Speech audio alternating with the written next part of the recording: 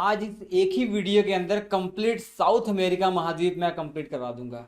बच्चों ये बहुत बेहतरीन क्लास नोट्स जो है ना देख रहे हैं आप, श्री एजुकेशन एप्लीकेशन पर अवेलेबल हो चुके हैं। बहुत कम समय में और बहुत अधिक जानकारी आपको मिल जाएगी सिंपल और सरल लैंग्वेज में। मैं आपको बता दूं, आम बच्चों से आप एक कदम आगे ही रहेंगे अगर हमारे क्लास नोट्स पढ़ते हैं। बहुत बेहतरीन क्लास नोट्स मिलेंगे कैसे? श्री एजुकेशन एप्लीकेशन पर मिल जाएंगे बच्चों। SHRI स्पेस डालकर एजुकेशन EDUCATION हमारी एप्लीकेशन है। प्ले स्टोर से आप डाउनलोड कर लीजिए, वहां पे स्टोर सेक्शन में जाएंगे, कंप्लीट GS के क्लास नोट्स मिल जाएंगे, ले लीजिएगा। या 7888774245 हमारा व्हाट्सअप नंबर है, इस पे कांटेक्ट करके भी आप क्लास नोट्स पा सकते हैं।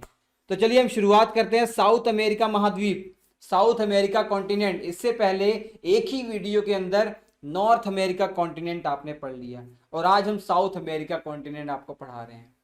देखिए 6 वीडियो में मैंने साउथ अमेरिका कॉन्टिनेंट डिटेल में पढ़ाया, एक एक चीज अलग अलग करके पढ़ाई है और आज एक ही वीडियो के अंदर कंप्लीट पढ़ा दूंगा। इसको आप रिवीजन के तौर पर भी ले सकते हैं।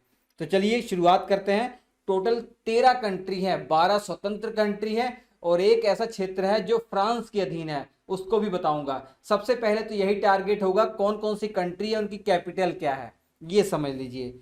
ये देखिए आपका साउथ अमेरिका कॉन्टिनेंट है, ये साउथ अमेरिका महाद्वीप है। मैप में आपको दिखाने की जरूरत नहीं है। साउथ अमेरिका नॉर्थ अमेरिका दोनों एक दूसरे से सटे हुए हैं। पनामा जो देश है उसकी सहायता से ये दोनों सटे हुए हैं। अब यहाँ पे देश कौन कौन से है? ब्राजील है और Venezuela, Colombia, Peru, Bolivia, Argentina, Chile, ये सब देश है। उरुग्वे, पराग्वे, ये सब देश है। स्टेप बाय स्टेप समझते हैं, ठीक है? ब्लैंक मैप की सहायता से पढ़ते हैं तब आपको समझ में आ जाएगा। ये नोट्स बहुत बेहतरीन बनाए गए हैं और यहाँ से 2 रेखाएं गुजरती हैं, भूमध्य रेखा और मकर रेखा, याद रखिएगा, ठीक है? तो ये हमारा ब्लैंक मैप है, इसकी सहायता से मैं आपको दिखाऊंगा आज कि क्या क्या आपको पढ़ना है। देखिए ये है ब्लैंक मैप की सहायता से सब बता दूंगा आपको। मैं शुरुआत करता हूँ यहाँ पे, एंटी क्लॉकवाइज चलते हैं, एंटी क्लॉकवाइज, ठीक है? तो सबसे पहले ये देखिए, ये कौन सा देश है? ये जो देश है ना, ये फ्रेंच गुयाना है, फ्रांस के अधीन है। ये क्षेत्र कौन सा है? फ्रांस के अधीन क्षेत्र आता है, फ्रेंच गुयाना, ठीक है? इसकी राजधानी क्या है? कायने, इसकी राजधानी कायने है। इसी के जस्ट बगल में कौन सा देश है? Suriname, Suriname. इस देश की राजधानी क्या है बच्चों? इस देश की राजधानी है पारामारीबो, पारामारीबो इसकी राजधानी है। उसी के बगल में जस्ट ये देश है गुयाना। इससे पहले फ्रेंच गुयाना था, अब ये है केवल गुयाना। इसकी राजधानी है जॉर्ज टाउन। ये 3 देश आप अभी से समझ लीजिए। फ्रेंच गुयाना फ्रांस के अधीन है, कायने इसकी राजधानी है। उसके जस्ट बगल में आपका सूरीनाम देश है, परामा रीबो इसकी राजधानी है। उसी के जस्ट बगल में गुयाना, जॉर्ज टाउन इसकी राजधानी है। तीनों याद हो गए होंगे। इसके बगल में जाके देखिए वेनेजुएला, इनकी खासियत क्या है वो भी मैं आपको बताऊंगा, पहले देश तो देख लीजिए। वेनेजुएला, कराकस इसकी राजधानी है बच्चों, कराकस इसकी राजधानी है, बहुत महत्वपूर्ण है वेनेजुएला, ध्यान से समझ लीजिएगा। इसके बारे में बहुत इंपॉर्टेंट फैक्ट बताऊंगा मैं आपको। इसी के जगह बगल में कोलंबिया, कोलंबिया इसकी राजधानी है बोगोटा। ये खासियत इसकी इसलिए है क्योंकि इसके एक साइड तो अटलांटिक महासागर है, दूसरी साइड प्रशांत महासागर है। मैं आपको बता दूं भैया, ये प्रशांत महासागर है आपका और इस साइड आपका अटलांटिक महासागर है, तो ये पूरा अटलांटिक महासागर का ही भाग है। तो कोलंबिया नॉर्थ अमेरिका के साथ ऐसे इसका जुड़ा हुआ है। पनामा अस्थमस, अस्थमस क्या है कि जमीन का छोटा सा टुकड़ा या जो संकीर्ण जो मार्ग है जिससे एक महाद्वीप दूसरे महाद्वीप से जुड़ा हुआ है, तो ये पनामा देश है। तो ये पनामा देश के कारण साउथ अमेरिका नॉर्थ अमेरिका से जुड़ा हुआ है। इसी के जगह बगल में छोटा सा देश है इक्वाडोर, इसकी राजधानी है क्विटो, क्विटो इसकी राजधानी है। इसी के बगल में देश है पेरू, लीमा इसकी राजधानी है। इसी के बगल में एक देश है बोलीविया, ला पाज। ये एक ऐसा देश है जो लैंडलॉक्ड है। लैंडलॉक्ड देश क्या होता है? जिस देश से आप समुद्र में ना जा पाए वो लैंडलॉक्ड देश कहलाता है। अब ये बोलीविया जिसकी राजधानी लापाज है, क्या इससे आप डायरेक्ट समुद्र में जा सकते हैं? नहीं जा पाएंगे। अगर समुद्र में आपको जाना पड़ेगा तो पेरू से होकर जाना पड़ेगा, या चिली से होकर जाना पड़ेगा, या ब्राजील से होकर जाना पड़ेगा, तो डायरेक्ट नहीं जा पाएंगे। तो ये एक लैंड लॉक्ड कंट्री है, स्थल अवरुद्ध देश है। और इसी के बगल में एक और देश है पराग्वे, ये छोटा सा देश देख लिए, पराग्वे, पराग्वे जिसकी राजधानी असुनसियान है, ये भी एक लैंडलॉक कंट्री है। तो दो कंट्री लैंडलॉक्ड है इस साउथ अमेरिका महाद्वीप में। कौन कौन सी? बोलीविया और पराग्वे, बोलीविया और पराग्वे, ठीक है। और इसी के बगल में एक देश है उरुग्वे। याद रखिएगा, पराग्वे उरुग्वे जो भाई भाई लग रहे हैं ना, लेकिन इनकी सीमाएं आपस में टच नहीं करती हैं, इनकी सीमा एक दूसरे से नहीं लगी हुई है, याद रखेंगे आप। पराग्वे और उरुग्वे, उरुग्वे की राजधानी है मोंटेवीडियो, याद करना बहुत आसान है, मोंटे प्लस वीडियो, मोंटेवीडियो इसकी राजधानी है। ब्राजील, ब्राजील सबसे बड़ा देश है इस साउथ अमेरिका महाद्वीप का, साउथ अमेरिका महाद्वीप का सबसे बड़ा देश, पूरे विश्व में क्षेत्रफल के हिसाब से 5वें नंबर पर आता है बच्चों। ब्राजीलिया इसकी राजधानी है। और यहीं पे देख लीजिए चिली, मिर्ची की तरह लंबी सी एक देश है, देखिए लंबा सा एक देश है चिली, ठीक है। सेंटियागो इसकी राजधानी है, सेंटियागो इसकी राजधानी है। यहाँ पर एक देश है अर्जेंटीना, ब्यूनस आयरिस इसकी राजधानी है। तो यहाँ पे एक फैक्ट आपको ये समझ में आ गया, बोलीविया और पराग्वे ये लैंडलॉक कंट्री है। और एक और इंपॉर्टेंट फैक्ट है, ब्राजील देख रहे हैं इतना बड़ा देश, लगभग देख रहे हैं सभी कंट्री इसके साथ सीमा लगा रही है, लेकिन दो देशों को छोड़कर। दो देश कौन कौन से हैं आपको दिखाई दे रहा होगा, एक इक्वाडोर है और एक चिली है। यहाँ पे चिली और इक्वाडोर को छोड़कर बाकी सभी देश की सीमाएं ब्राजील से लगती हैं। तो ब्राजील को याद करना बहुत आसान है, ब्राजील से दो सीमाएं नहीं लगती, दो देशों की सीमाएं नहीं लगती केवल। कौन कौन सी? नीचे चिली है, ऊपर इक्वाडोर है। और दो देश स्थल अवरुद्ध हैं, लैंडलॉक्ड हैं। कौन कौन से? बोलीविया और पराग्वे, याद हो जाएगा, वेरी गुड। यहाँ पे एक आइलैंड आपको दिखाई दे रहा है, फॉकलैंड आइलैंड। फॉकलैंड आइलैंड ये किसका भाग है? ये यूके का भाग है, ठीक है। यहाँ जनमत संग्रह करवाया गया, इन लोगों ने यूके को अपनाया, यूके डेवलप कंट्री थी इसलिए यूके को अपनाया, अर्जेंटीना को नहीं अपनाया, ठीक है। और यहाँ पे एक और इंपॉर्टेंट बात, हाँ, क्षेत्रफल की दृष्टि चौथा सबसे बड़ा देश, पक्षियों का देश कहा जाता है इसको। साउथ अमेरिका महाद्वीप को पक्षियों का देश पक्षियों का महाद्वीप कहा जाता है। याद हो जाएगा इतनी बातें। अब आगे बढ़ते हैं, जरूरी बात, अब इनकी विशेषताएं। अब आपको पता लग गया कौन सा देश कहां पर है, इसकी विशेषता क्या क्या है, वो भी आपको अच्छे से क्लियर हो जाएगा बच्चों। समझने का प्रयास कीजिए। मैंने सबसे पहले आपको बताया था यहाँ पे कौन सा देश था, अगर सोच के बता दीजिए ये देश कौन सा था। ये भैया फ्रांस के अधीन क्षेत्र था। कौन सा? फ्रेंच गुयाना, कायने इसकी राजधानी थी। और यहीं पर एक क्षेत्र है कोरू, यहाँ पे एक सैटेलाइट केंद्र है, यहाँ से उपग्रह प्रक्षेपित किए जाते हैं। फ्रांस के अधीन है ये, कोरू इसका नाम है। क्या नाम है बच्चों? कोरू। सैटेलाइट लॉन्चिंग स्टेशन है, ये फ्रांस के अधीन है। तो पहली बात आपको क्लियर हो गई। अगर आप पॉलिटिकल मैप नहीं पढ़ते तो आपको समझ में कैसे आता है ये, ठीक है। अब इसके बगल में कौन सा देश है? सूरीनाम। राजधानी क्या है? याद हो गया होगा आपको, पारामारिबो। इसके बारे में कुछ नहीं पढ़ना है। और इसी के जस्ट बगल में कौन सा देश है? सोच के बताइए, मैंने पढ़ा दिया आपको। आपका गुयाना, राजधानी क्या है? George town, very good. यहाँ पे बगल में कौन सा देश है? वेनेजुएला, कराकस जिसकी राजधानी है। इसकी विशेषता क्या है? इसके जो समुद्री तट पर यहाँ पे ना पेट्रोलियम के बहुत अधिक भंडार पाए जाते हैं, बहुत अधिक भंडार पाए जाते हैं पेट्रोलियम के।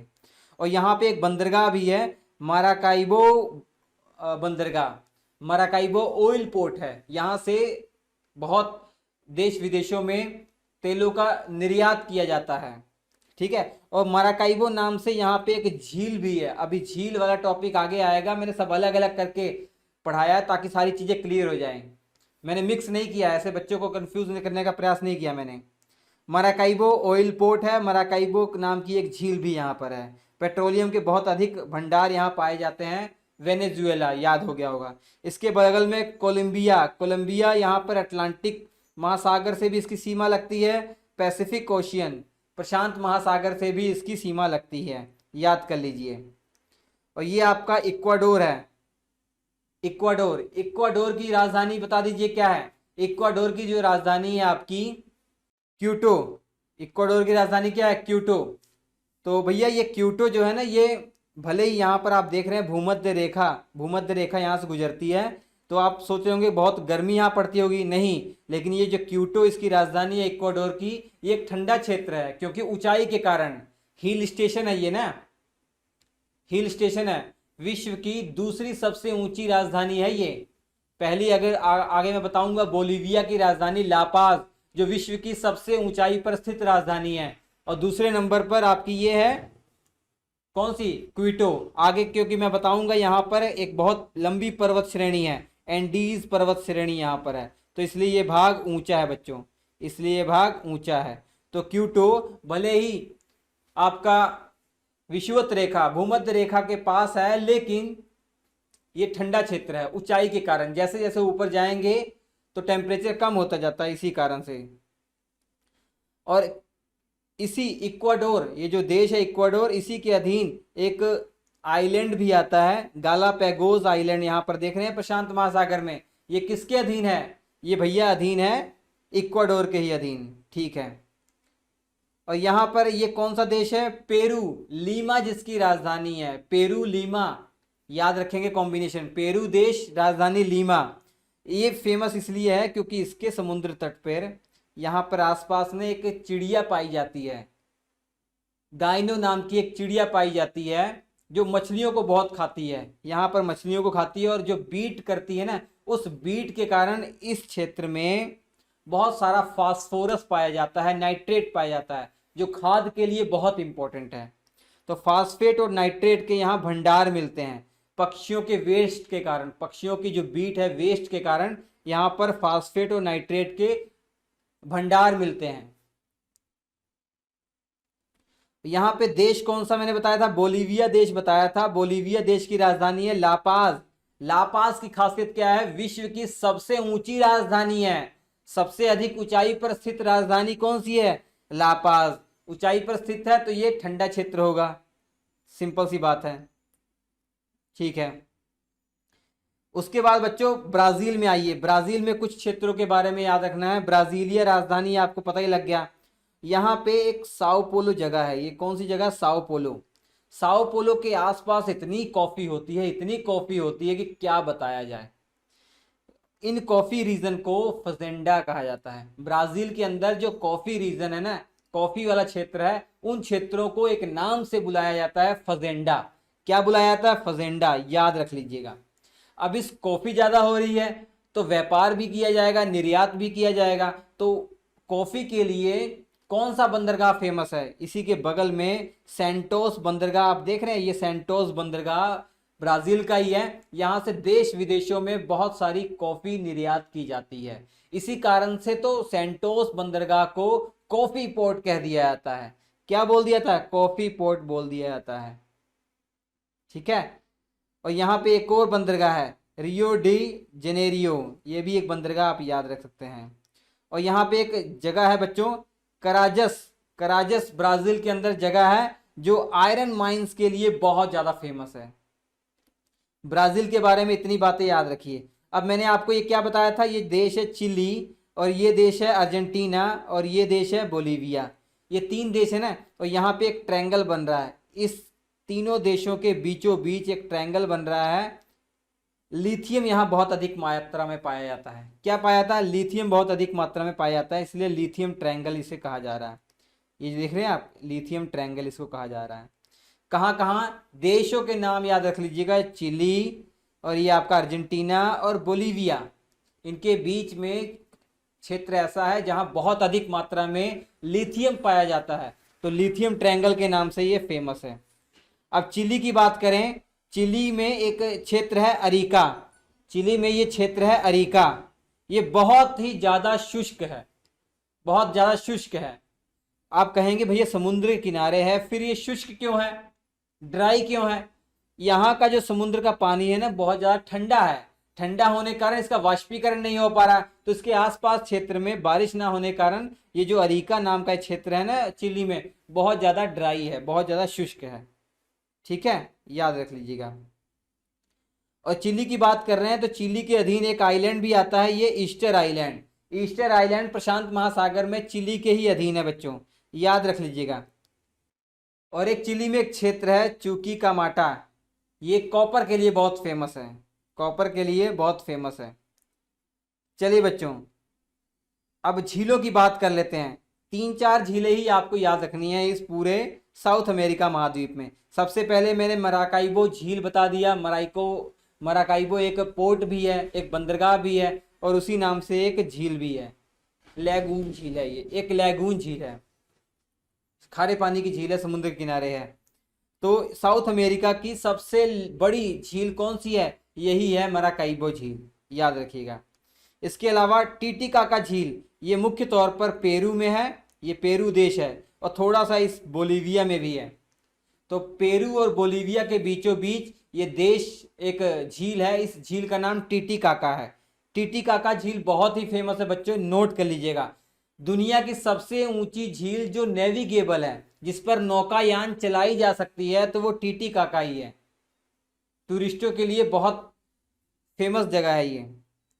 Highest navigable lake in world कौन सी है? Lake Titicaca. और बोलीविया में आएंगे, एक झील है लेक पोपो।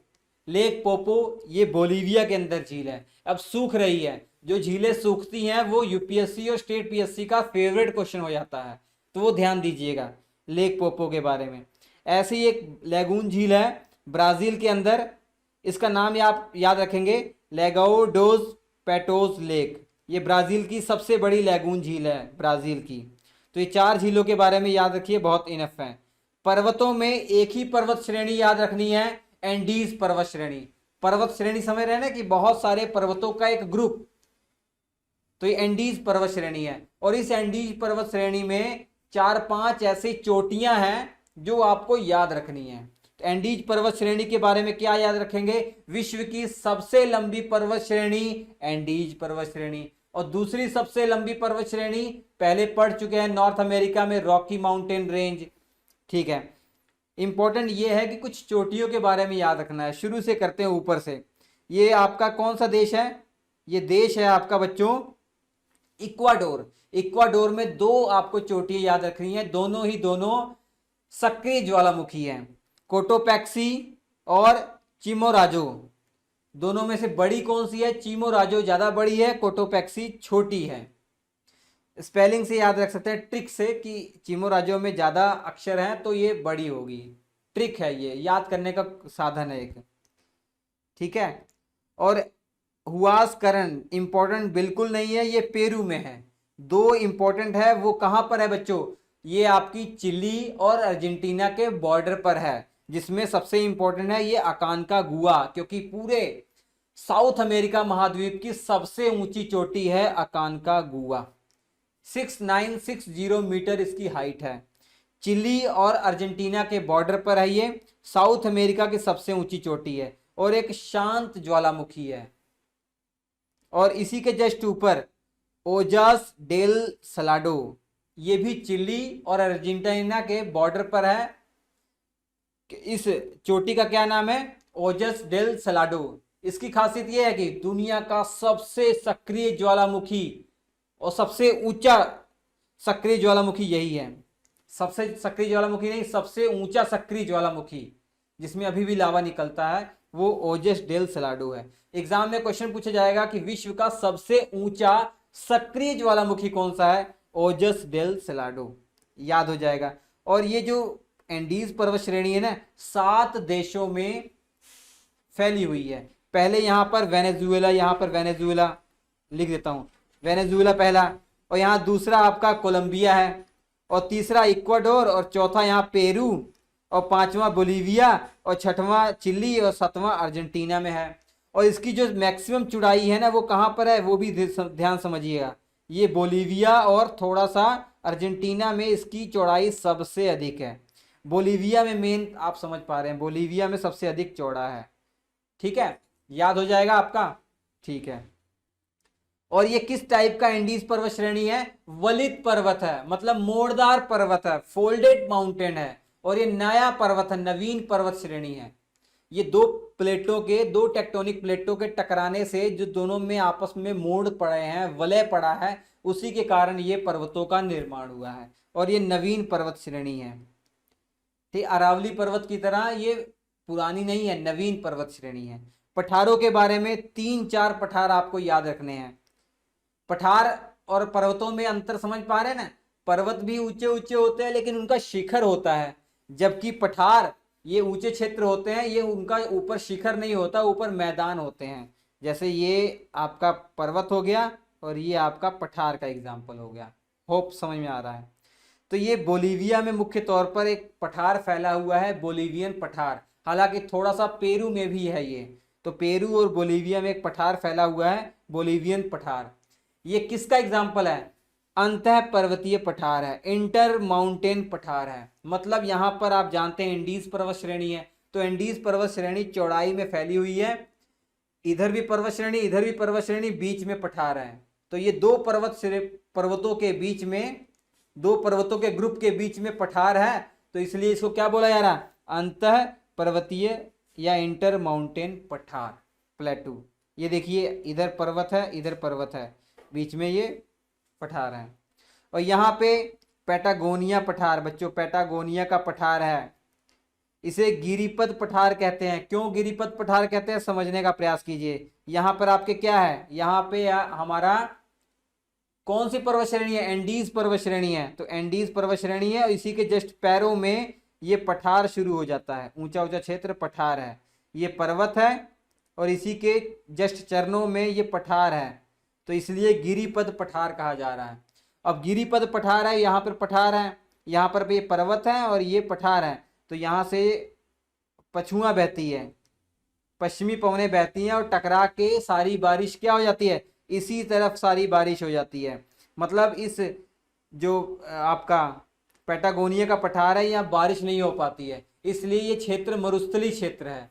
तो पैटागोनिया पठार के ऊपर पूरा मरुस्थल क्षेत्र है, तो इसलिए इस मरुस्थल को भी पैटागोनिया मरुस्थल कह दिया जाता है।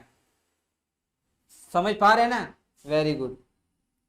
इसके बाद मैटो ग्रासो का ये पठार ब्राजील में है, और यहाँ पर आप देख रहे हैं बोरबेरेमा पठार, ये भी ब्राजील में है, याद रख लीजिएगा। ये दो इंपॉर्टेंट है, बोलीविया और पैटागोनिया का पठार। अब डिजर्ट के बारे में, मरुस्थल के बारे में समझिए। अटाकामा डिजर्ट ये कहाँ कहाँ है? बोलीविया, चिली, अर्जेंटीना, ये 3 देशों में फैला हुआ है। वर्ल्ड का सबसे ड्राइएस्ट, सबसे शुष्कतम अगर कोई डिजर्ट है तो यही है अटाकामा। क्यों? कारण भी आपको समझ में आ रहा होगा। यहाँ पर ठंडा क्षेत्र है, वाष्पीकरण नहीं हो पा रहा पानी का, और इस आसपास क्षेत्र में बारिश नहीं हो पा रही है, इसी कारण से ये ड्राइएस्ट, शुष्कतम डिजर्ट है। और यहाँ पे पैटागोनिया डिजर्ट है, पैटागोनिया का पठार है, यहाँ पे पैटागोनिया के पठार पर बारिश नामात्र भी नहीं है, तो डिजर्ट बन गया है। तो इस डिजर्ट को भी, इस मरुस्थल को भी पैटागोनिया मरुस्थल कह दिया। ठीक है। अब रिवर, इंपॉर्टेंट रिवर, सबसे इंपॉर्टेंट है अमेजोन। दुनिया की लार्जेस्ट नदी कौन सी है? अमेजोन। अगर लॉन्गेस्ट मतलब लंबाई में सबसे अधिक, तो नील नदी है, जो आप अफ्रीका महाद्वीप में पढ़ेंगे। यहाँ पे लार्जेस्ट मतलब वॉल्यूम सबसे ज्यादा किसका है? तो वो अमेजोन नदी। अमेजोन नदी यहाँ पर आप जानते हैं क्या है? यहाँ पे आप बता दीजिए क्या है? ये भूमध्य रेखा है। तो भूमध्य रेखा पर हमेशा बारिश होती रहती है, रोज शाम को तो बारिश होना निश्चित ही है।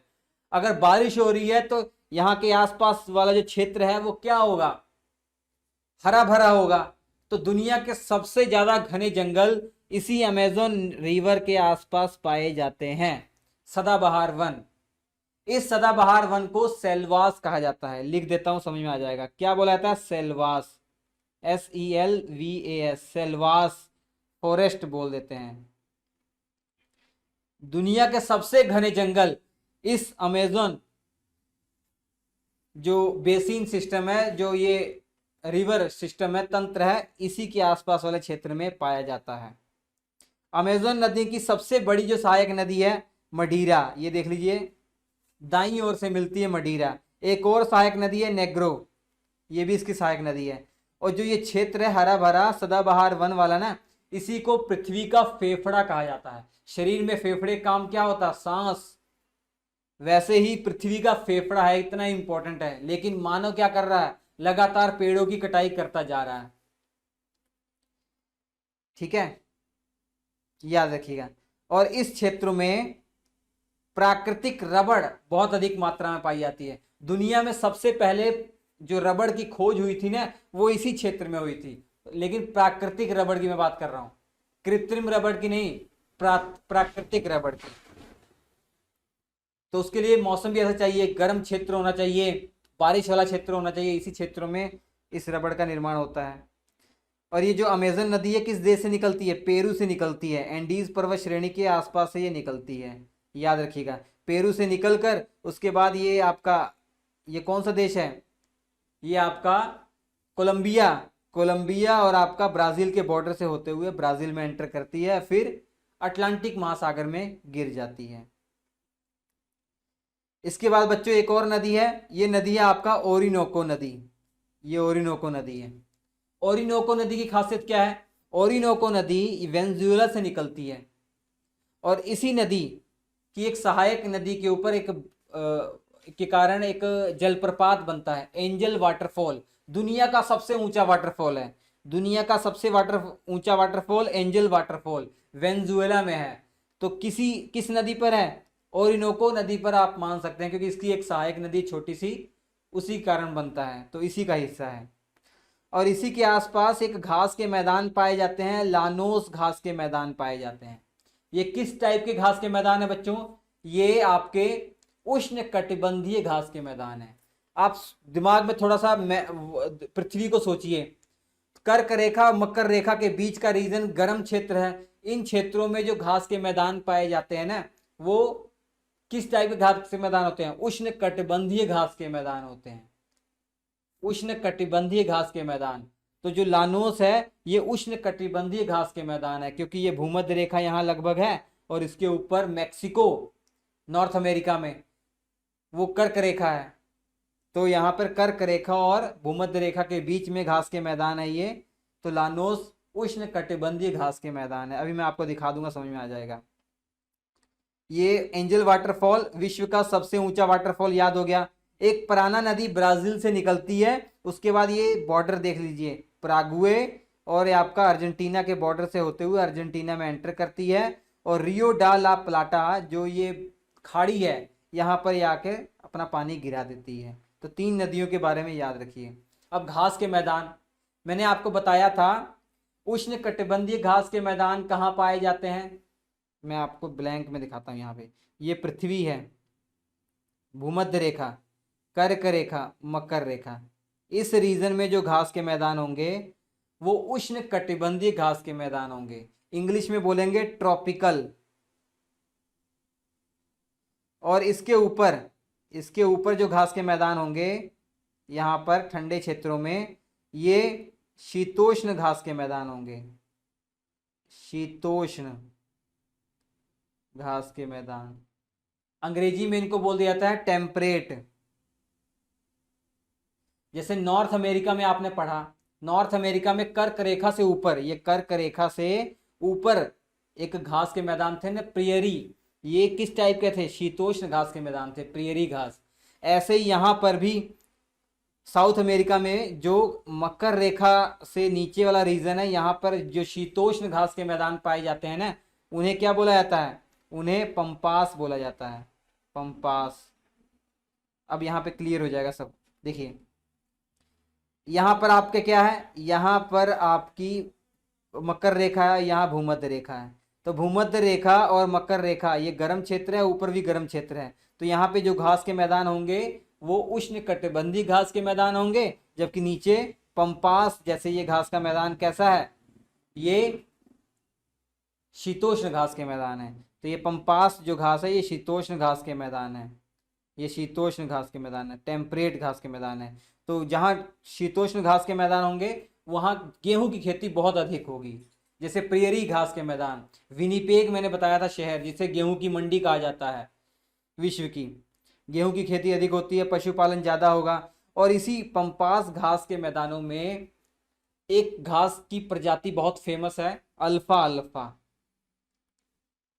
अब पंपास घास के मैदान मतलब इसमें हजारों प्रजातियां होंगी, जैसे गेहूं जो है ना ये भी एक प्रजाति ही है, घास की प्रजाति ही है। पंपास जिन्हें नाम दिया गया है पंपास का ही हिस्सा है। वैसे ही एक और प्रजाति है अल्फा अल्फा, बहुत फेमस है। और यहाँ पे देख लीजिए ग्रैंड चाको घास के मैदान, ग्रैंड चाको। तो ये मिश्रित घास है, इसमें कुछ घासें पंपास हैं, मतलब कुछ घासें शीतोष्ण है, कुछ घास क्या है उष्ण कटिबंधीय है। क्योंकि देख लीजिए ये मकर रेखा है, तो मकर रेखा इसके बीचों बीच बह रही है, इसके बीचों बीच है, तो इसके नीचे वाला जो क्षेत्र है वहां पर ग्रैंड चाको, जूम करूं तब समझ आएगा। ग्रैंड चाको देख लीजिए, ये ग्रैंड चाको, कुछ घास टेम्परेट होगी, कुछ ट्रॉपिकल होगी। ऐसे ही मैंने बताया था ये लानोस घास के मैदान, ये कैसे होंगे बताइए, ये उष्ण कटिबंधीय घास के मैदान होंगे। ठीक है, तो यही कारण देखिए ये बहुत क्षेत्र हरियाली वाला है। तो भैया ये इतनी इंपॉर्टेंट चीज़ें मैंने आपको बता दी। तो इस तरीके से आपका ये कंप्लीट हो जाता है साउथ अमेरिका महाद्वीप। इसके बाद वाले वीडियो में आप डिटेल में सबसे पहले पढ़िएगा, 7-8 वीडियो के अंदर पूरा अफ्रीका महाद्वीप कंप्लीट करूंगा, उसके बाद एक ही वीडियो के अंदर कंप्लीट अफ्रीका महाद्वीप कंप्लीट करा दूंगा। बच्चों मेरा वादा है ये पूरी सीरीज अगर आप पढ़ लेंगे तो कोई भी क्वेश्चन हो, कैसा भी क्वेश्चन आप आसानी से कर पाएंगे। इसके क्लास नोट्स जरूर ले लीजिएगा, बाकी अन्य बच्चों से एक कदम आगे ही रहेंगे। इतने सस्ते क्लास नोट्स आपको कहीं मिलेंगे नहीं, उनकी क्वालिटी एक बार देखिएगा, मजा आ जाएगा। हम आपसे मुलाकात करेंगे अगले एपिसोड में, तब तक के लिए नमस्कार।